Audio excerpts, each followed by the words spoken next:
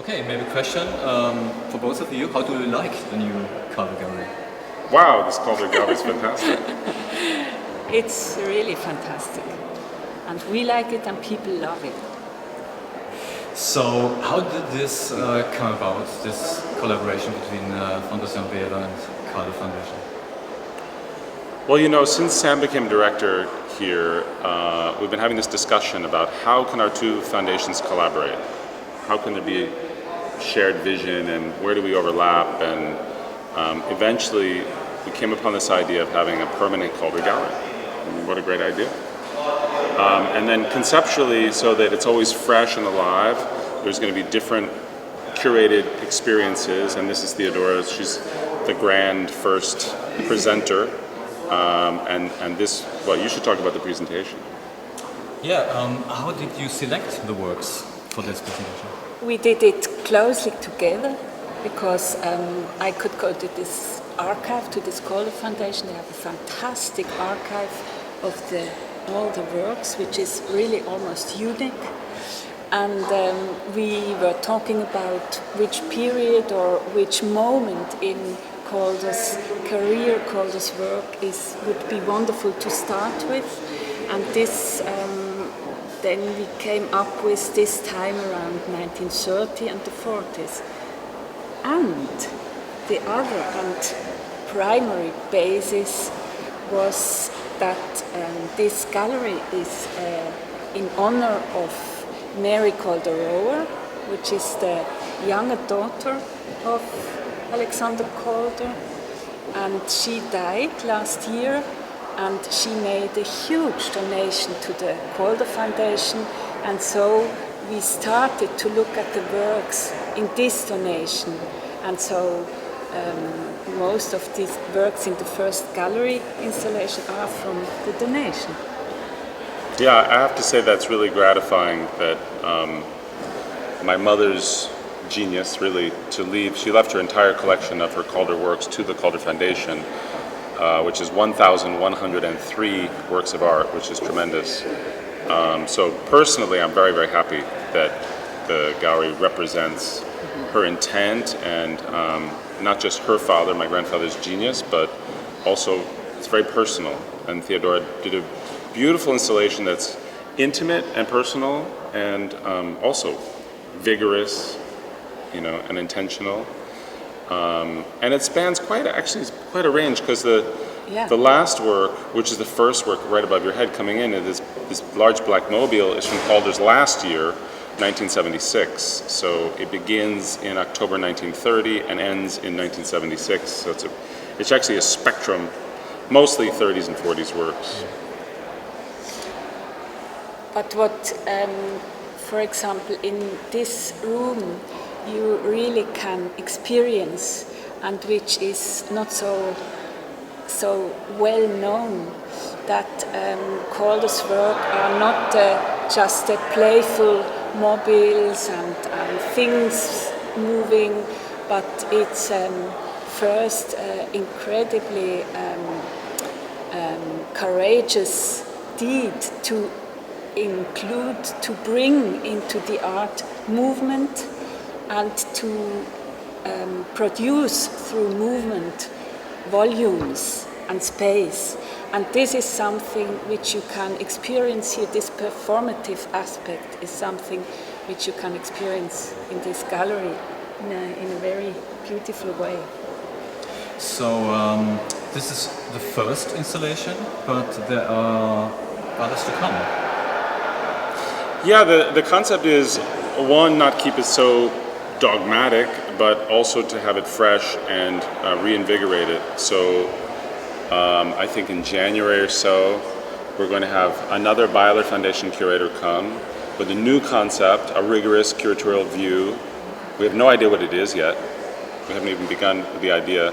And then curate a collection from the foundation and maybe even borrowed works from other places towards the view. Has Sam even told us who the curator is for the next one? I don't know. Not yet. Yes. Yeah, so it's exciting because it's not something, we don't plan it out 4 years in advance. We just keep it very light, very fresh, and it gives it a chance to breathe. So by next Basel, of course, by the next art fair, it'll be an entirely different collection. And people who came now and got a chance to see that. So over a period of years, there'll be a tremendous expression of Calder works. Also, Theodora wonderfully made this first publication. It's like a newspaper. So she set the format for each installation to come will have its own newspaper. So you have this collection of newspaper over years that'll tell the entire story of the collaboration. And there'll be hundreds of works over time that are exhibited. So it's really going to be fantastic. One thing I would also like to underline what for the foundation is so wonderful with the Calder Gallery, that it gives us the opportunity to make a very strong and powerful link connection with the collection, which gives us also the opportunity to look with new eyes, with different eyes onto the works, onto some group of works of the collection, and this is fantastic for such a museum. Maybe something about the Calder Foundation. Can you tell us a little bit who founded it and when was it founded and what's the mission? Let me just add to what Theodora said for 1 second, because it's incredible. I mean, she curated the Kunst show, she curated the Calder room, she curated the first 4 galleries of the permanent collection. So it's a really nice moment for Theodora and for all of us, obviously. But in terms of this issue of the Calders and the relationship to the permanent collection, sometimes we have the incredible advantage of discovering. I didn't know the Mondrian painting. So Calder and Mondrian were very attached, very interested and amused by each other, very different, and yet they had certain resonances, I'll call it. And so Theodora presented a painting of 1912, I think, by Mondrian, which is an abstraction of a eucalyptus tree, and then also presented a mobile called Eucalyptus by Calder, 1940. And just this, the titles are not actually that important. If you look at the 2 works of art in reference to each other, it's this little mini lesson in art history. With Mondrian, there's all this implied motion, and then Calder freeze motion. That's his contribution, that's his genius, is activating space. So the space becomes really more the subject than anything.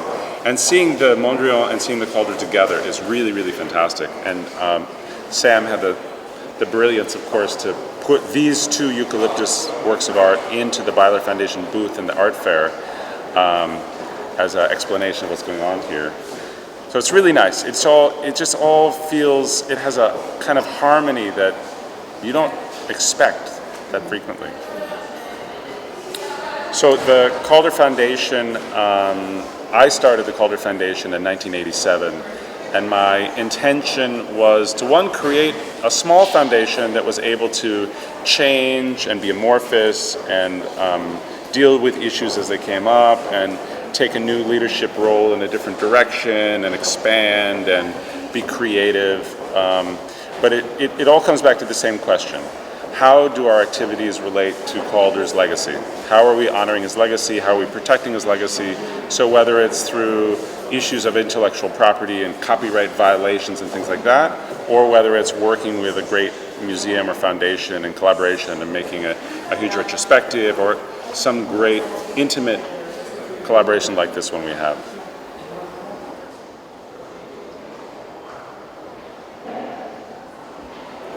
Well, you know, there's this funny thing, which is hopefully people will enter this gallery and have a transformative moment through this new portal. I mean, this is a new door. It never existed before. The organization of the museum was quite different before. This was one of the changing exhibition galleries, and now it's been excerpted from that group of galleries with a new opening. I think it's fantastic that you can come into the middle of the museum and have an opportunity. You can go left into the permanent collection, you can go straight into the temporary exhibition, you can go right into the Calder Gallery, and it gives you all these options immediately. You can easily map out where you're going to go and enjoy everything. The fact that Theodora made the Kunst show, it's really kind of astonishing to me. I still can't quite believe it. So many people have said to me, a number of people have said to me, the Calder Gallery is so It's so beautiful, ephemeral, spiritual. It's an antidote to the Jeff Koons show, this plastic trash. And I let them express themselves, and then I remind them that in the 1930s, people said precisely the same thing about Calder. That when you present something new that's also challenging, people are upset. It's very upsetting. So I always remind them, well, go back into Koons after you experience the Calder Gallery with a new idea. I mean, Calder's all part of our vocabulary now, but it wasn't part of our vocabulary in the 1920s and the 1930s. It was really, really radical sculpture at a time when sculpture was bronze and marble and clay and solid.